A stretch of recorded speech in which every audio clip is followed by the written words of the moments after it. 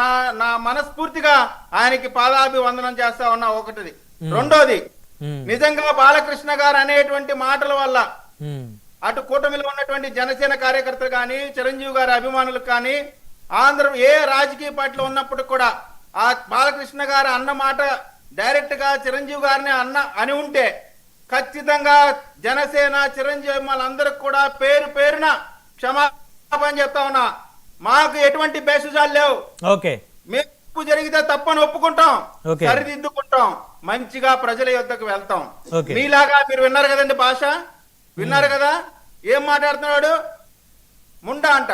అంటే అంతకంటే బూత్ మాట ఏమైనా మాట్లాడా బాలకృష్ణ గారు జగన్ గురించి? మాట్లాడలేదు కదా. అటువంటి ఈ కాలకేయులు ఈ రోజున సొంత చెల్లి మీద, తల్లి మీద వికృతంగా, విచక్షణ రహితంగా సాక్షి ఛానల్లో కూర్చోబెట్టి తిట్టిస్తుంటే వీళ్ళకి నొప్పిలే. ఇవాళ చిరంజీవి గారి పైన దొంగ ప్రేమ నటిస్తా ఉన్నారు. నిజంగా మీకు చిరంజీవి గారి అభిమానం ఉంటే మీరు అభిమానించింది నిరూపితమైనటువంటి అంశం. ఆ అంశం ఈయన పెద్ద మనసు ఈ రోజు క్షమించుండొచ్చు గాక. నిజంగా మీరు మనుషులైతే, మీరు సభ్య సమాజంలో మనుషులుగా ప్రజలు గుర్తించాలంటే మీరు క్షమాపణ చెప్పండి. చిరంజీవి గారికి బేషరతుగా క్షమాపణ చెప్పండి. ఆ వీడియో రిలీజ్ చేసి ఆయన మీద ఇష్టానుసారంగా సోషల్ మీడియాలో, వాళ్ళ అఫీషియల్ సోషల్ మీడియా సంబంధించినటువంటి కొంతమంది వ్యక్తులు, వారి పార్టీ ఆఫీసులో పనిచేసే వ్యక్తులు, ఇది మా స్థాయి, చిరంజీవి ఏంది, ఎవడైనా సరే మా ముందు, మా జగన్మోహన్ రెడ్డి గారి ముందు దండం పెట్టాలి, మోకరెళ్ళాలని చెప్పేసి 2-3 రోజుల పాటు వాళ్ళు చేసినటువంటి ఆ ప్రచారం ఏదైతే ఉందో, ఆ ప్రచారంతో ఇటు జన సైనికులు, అటు చిరంజీవి గారి అభిమానులు ఒక్కసారిగా కంగు తిని వారు రివర్స్ అయ్యారు. ఇదేంటిది ఇంత అవమానిస్తారని. అసలు ఆ వీడియో బయటికి రాకపోతే అసలు దాని మీద చర్చే ఉండేది కాదు. సార్ మీకు ఇంకో విషయం చెప్తున్నా, మీరు ఇంకా చాలా పెద్ద మనసు చేసుకొని ఏదో వీళ్ళు దాని గురించి చెప్పారంటున్నారు. జగన్మోహన్ రెడ్డి గారి పర్మిషన్ లేకుండా ఆయన పర్సనల్ గా జరిగేటువంటి వీడియో బయటకు వస్తుందండి, అది సర్క్యులేట్ అవుతుందండి. కాబట్టి దీంట్లో ఎవరికి సంబంధం అంటే అధికార మదం తలకెక్కితే ఏ విధంగా ప్రవర్తిస్తాము అనేటువంటిది ఆ వీడియోకి సంబంధించినటువంటి ఒక ఉదాహరణ మాత్రమే. నేను అడుగుతా ఉన్నానండి, ఇవాళ ఎంత ప్రేమ వచ్చిందంటే చిరంజీవి గారి పైన, అటు పేర్ని నానికి కానీ, వైఎస్ఆర్ కానీ అందరికి ప్రేమ వచ్చేసింది. మంచిదే, ఆ ప్రేమలో నుంచే చేసిన తప్పు కూడా క్షమాపణ చెప్పుకోండి. ఏది ఏమైనప్పుడు కూడా సమయం అయిపోతా ఉంది కాబట్టి నేను చెప్తా ఉన్నానండి, జరిగినటువంటి సంఘటన, ఈ సంఘటనకు సంబంధించి మా గొప్ప కూటమి యొక్క గొప్పతనం మరొకసారి నిరూపితమైంది.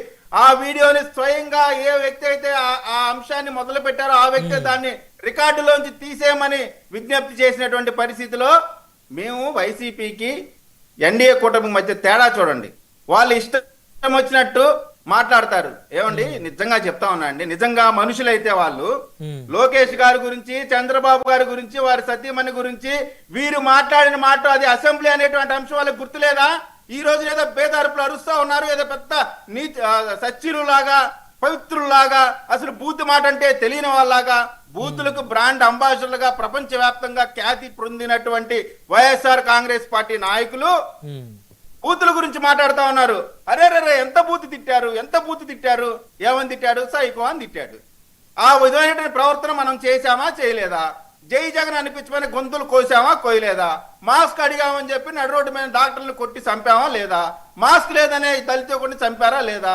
శిరోమండనాలు చేశారా లేదా? చంపి డోర్ డెలివరీ చేశారా లేదా? వీటన్నిటిని సైకోయిజం అంటారా, ఏమంటారు? ఆయన అన్నాడు. అన్నది తప్పైతే ఖచ్చితంగా దాని ఇప్పుడు రికార్డు తీసేటువంటి కార్యక్రమం జరుగుతా ఉంది. ఆ ఒక్క మాటకే మీరు ఇంత పొడుచుకొస్తా ఉంది. మీరు చేసినటువంటి క్రూరమైన, వికృతమైన చర్యలకి ఏమని పేరు పెట్టాలి మీకు? కాబట్టి నేను చెప్తున్నానండి, కూటమిని విచ్ఛిన్నం చేయడానికి ప్రతి అవకాశం కోసం వారు గోటికాడ నక్కల్లాగా ఎదురు చూస్తా ఉన్నారు.